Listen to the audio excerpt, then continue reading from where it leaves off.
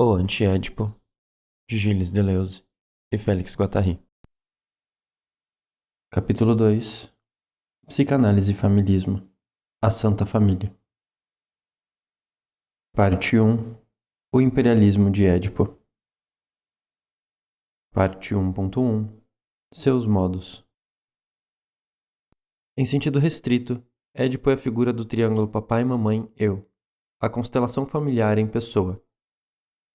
Mas, ao fazer dele seu dogma, a psicanálise não desconhece a existência de relações ditas pré-edipianas na criança, exo-edipianas no psicótico, para-edipianas em outros povos. Como dogma, ou complexo nuclear, a função de Édipo é inseparável de um forcing, esforço, pela qual o teórico da psicanálise chega à concepção de um Édipo generalizado. De um lado, para cada sujeito de um ou outro sexo, ele leva em conta uma série intensiva de pulsões, afetos e relações que unem a forma normal e positiva do complexo à sua forma inversa ou negativa. É o Édipo de série, tal como Freud o apresenta em O Eu e o Isso, de 1923, e que permite, em sendo necessário, ligar as fases pré-edipianas ao complexo negativo.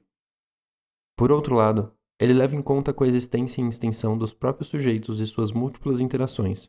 É o Édipo de grupo, que reúne colaterais, descendentes e ascendentes. É assim que a visível resistência do esquizofrênico à edipianização, a ausência evidente do liame edipiano, pode ser sufocada por uma constelação de avós, seja porque se julgue necessária a acumulação de 3 gerações para o surgimento de um psicótico, seja porque se descubra um mecanismo ainda mais direto de intervenções dos avós na psicose, formando-se assim Édipos de Édipo ao quadrado. A neurose é a papai e mamãe, mas a vovó é a psicose. Finalmente, a distinção entre imaginário e simbólico permite explicar uma estrutura edipiana como um sistema de lugares e de funções que não se confundem com a figura variável daqueles que a ocuparão, numa determinada formação social ou patológica. É o Édipo de estrutura, 3 mais 1, que não se confunde com um triângulo, mas que opera todas as triangulações possíveis ao distribuir, num determinado domínio, o desejo, seu objeto e a lei. Parte 1.2. A reviravolta edipiana na psicanálise. Sem dúvida, os dois modos precedentes de generalização encontram na interpretação estrutural seu verdadeiro alcance. É ela que faz de Édipo um tipo de símbolo católico universal, para além de todas as modalidades imaginárias. Ela faz de Édipo um eixo de referência tanto para as fases pré-edipianas, como para as variedades para-edipianas e para os fenômenos exo-edipianos. A noção de forclusão, por exemplo, parece indicar uma lacuna propriamente estrutural, graças à qual o esquizofrênico é naturalmente recolocado no eixo edipiano, remetido à órbita edipiana, na perspectiva das 3 gerações, segundo a qual a mãe não pode afirmar seu desejo em relação ao próprio pai, nem o filho, então, em relação à mãe. Um discípulo de Lacan pôde escrever: consideraremos, abre aspas, os meios pelos quais a organização edipiana desempenha um papel nas psicoses. Em seguida, perguntaremos pelas formas da pré-genitalidade psicótica e como podem manter a referência edipiana. Fecha aspas. Nossa crítica precedente a Édipo corre o risco, portanto, de ser julgada totalmente superficial e mesquinha, como se ela se aplicasse apenas a um Édipo imaginário e incidisse sobre o papel das figuras parentais, sem afetar em nada a estrutura e sua ordem de lugares e funções simbólicas. Para nós, todavia, o problema é saber se a diferença passa precisamente por aí. A verdadeira diferença não estaria, antes, entre um Édipo estrutural e imaginário e outra coisa que todos os Édipos esmagam e recalcam, isso é, a produção desejante, as máquinas do desejo que não se deixam reduzir nem à estrutura nem às pessoas e que constituem um real em si mesmo, para além ou aquém tanto do simbólico como do imaginário? Não pretendemos de modo algum retomar uma tentativa como a de Malinowski, a de mostrar que as figuras variam de acordo com a forma social considerada. Nós até mesmo acreditamos no que nos dizem quando nos apresentam Édipo como um tipo de invariante. Mas a questão é totalmente outra. Haveria adequação entre as produções do inconsciente e essa invariante, entre as máquinas desejantes e as estruturas edipianas? Ou então essa invariante não exprimiria tão somente a história de um longo erro através de todas as variações e modalidades, o esforço de uma interminável repressão? O que questionamos é a edipianização furiosa a que a psicanálise se entrega, seja prática ou teoricamente, com os recursos conjugados da imagem e da estrutura. E apesar dos belos livros escritos recentemente por certos discípulos de Lacan, perguntamos se o pensamento de Lacan se orienta precisamente nesse sentido. Será que se trata somente de edipianizar até mesmo o esquizo? Ou será que se trata de outra coisa, e mesmo o contrário disso? Esquizofrenizar. Esquizofrenizar o campo do inconsciente, e também o campo social e histórico, de maneira a explodir o jugo de Édipo e a reencontrar em toda parte a força das produções desejantes. Reatar no próprio real o liame da máquina analítica, do desejo e da produção? Isso porque o próprio inconsciente não é estrutural e nem pessoal. Ele não simboliza, assim como não imagina e nem figura. Ele maquina, é maquínico, nem imaginário nem simbólico. Ele é o real em si mesmo, o real impossível e sua produção. Mas o que é essa longa história, se a considerarmos apenas no período da psicanálise? Ela não transcorre sem suas dúvidas, desvios e arrependimentos.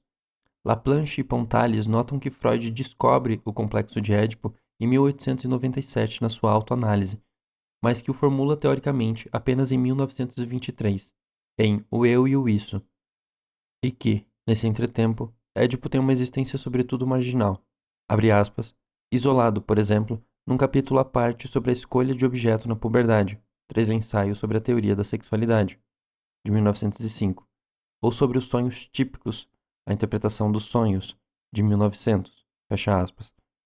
É que um certo abandono por Freud da teoria do traumatismo e da sedução não conduz, dizem eles, a uma determinação unívoca do Édipo, e nem à descrição de uma sexualidade infantil espontânea de caráter endógeno. Ora, tudo se passa como se, abre aspas, Freud não conseguisse articular mutuamente Édipo e sexualidade infantil, fecha aspas, remetendo esta a uma realidade biológica do desenvolvimento e aquela a uma realidade psíquica do fantasma. Édipo é o que esteve a ponto de ser perdido, abre aspas, em proveito de um realismo biológico, fecha aspas. Parte 1.3 Produção desejante e representação. Mas será exato apresentar as coisas assim? O imperialismo de Édipo exigia apenas a renúncia ao realismo biológico? Ou não terá sido sacrificada ao Édipo outra coisa, infinitamente mais potente? Pois o que Freud e os primeiros analistas descobriram foi o domínio das sínteses livres onde tudo é possível, as conexões sem fim, as disjunções sem exclusão, as conjunções sem especificidade, os objetos parciais e os fluxos. As máquinas desejantes grunem, zumbem no fundo do inconsciente. A injeção de Irma, o tic-tac do Homem dos Lobos, a máquina de tossir de Diana e também todos os aparelhos explicativos montados por Freud, todas essas máquinas neurobiológicas desejantes. Essa descoberta do inconsciente produtivo tem dois correlatos. De um lado, a confrontação direta entre essa produção desejante e a produção social, entre as formações sintomatológicas e as formações coletivas, ao mesmo tempo sua identidade da natureza e da diferença de regime. De outro lado, a repressão que a máquina social exerce sobre as máquinas desejantes e a relação do recalcamento com essa repressão. Tudo isso é que será perdido e que ficará, pelo menos, singularmente comprometido com a instauração do Édipo soberano. A associação livre, em vez de se abrir às conexões plurívocas, se fecha no impasse de univocidade. Todas as cadeias do inconsciente são biunivocizadas, linearizadas, penduradas num significante despótico. Toda produção desejante é esmagada, submetida às exigências de representação, aos jogos sombrios do representante e do representado na representação.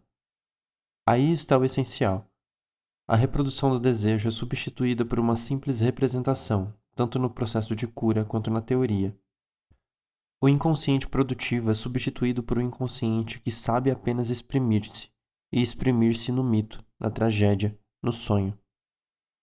Mas quem nos diz que o sonho, a tragédia, o mito sejam adequados às formações do inconsciente, mesmo se levarmos em conta o trabalho de transformação?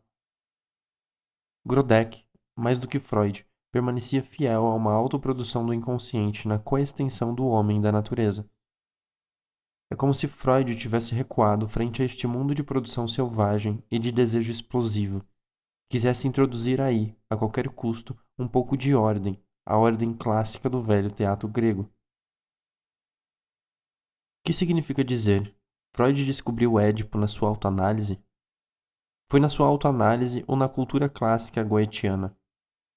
Na sua autoanálise, ele descobre algo do que ele diz. Veja só, isso se assemelha a Édipo. E começou por considerar esse algo como uma variante do romance familiar, como um registro paranoico através do qual o desejo explode precisamente as determinações de família. Só pouco a pouco é que ele faz do romance familiar, ao contrário, uma dependência de Édipo, e neurotiza tudo no inconsciente, ao mesmo tempo em que edipianiza, em que encerra todo o inconsciente no triângulo familiar. E seu inimigo vem a ser o esquizo. A produção desejante é personalizada, ou melhor, personalogizada, imaginarizada, estruturalizada. Já vimos que a verdadeira diferença ou fronteira não passa entre esses termos, que talvez sejam complementares. A produção vem a ser apenas produção de fantasmas, produção de expressão. O inconsciente deixa de ser o que é, fábrica, ateliê, para se tornar um teatro, cena e encenação. E nem sequer teatro de vanguarda, como já havia no tempo de Freud, mas um teatro clássico, uma ordem clássica de representação. O psicanalista torna-se o diretor de um teatro privado, em vez de ser o engenheiro ou o mecânico que monta unidades de produção, que luta com agentes coletivos de produção e de antiprodução. Parte 1.4 O abandono das máquinas desejantes. Com a psicanálise, passa-se o mesmo que com a Revolução Russa. Nunca sabemos quando as coisas começaram a ir mal. Somos sempre obrigados a recuar um pouco mais. Com os americanos, com a Primeira Internacional, com o Comitê Secreto, com as primeiras rupturas que marcaram tanto a renúncia de Freud como as traições dos que romperam com ele, com o próprio Freud desde a descoberta de Édipo, Édipo é a reviravolta idealista. No entanto, não podemos dizer que a psicanálise tenha optado por ignorar a produção desejante. As noções fundamentais de economia do desejo, trabalho e investimento conservam sua importância, mas subordinadas a formas de um inconsciente expressivo e não mais às formações do inconsciente produtivo. A natureza anedipiana da produção do desejo permanece, mas assentada sobre as coordenadas de Édipo que a traduzem em pré-edipiana, em paredipiana, em quasi-edipiana, etc.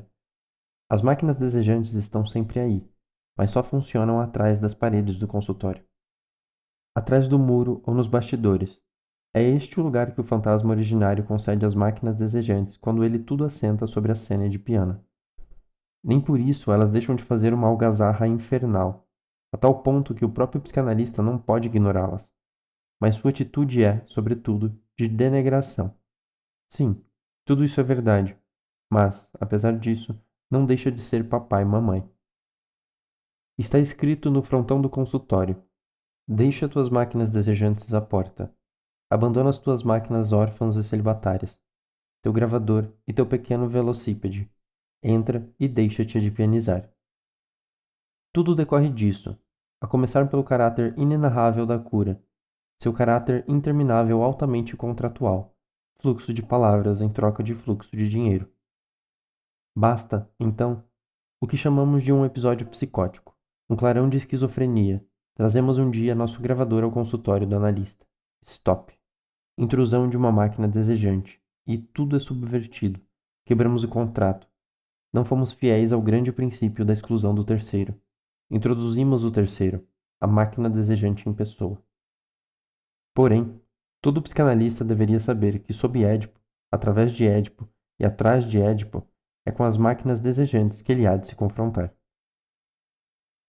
No princípio, os psicanalistas não podiam não ter consciência do forcing, esforço operado para introduzir Édipo, para injetá-lo em todo o inconsciente. Depois, Édipo se assentou sobre a produção desejante, apropriou-se dela como se todas as forças produtivas do desejo emanassem dele. O psicanalista tornou-se o cabide de Édipo, o grande agente da antiprodução no desejo. A mesma história que a do capital. O seu mundo encantado, miraculado. No princípio também, dizia Marx, os primeiros capitalistas não podiam não ter consciência.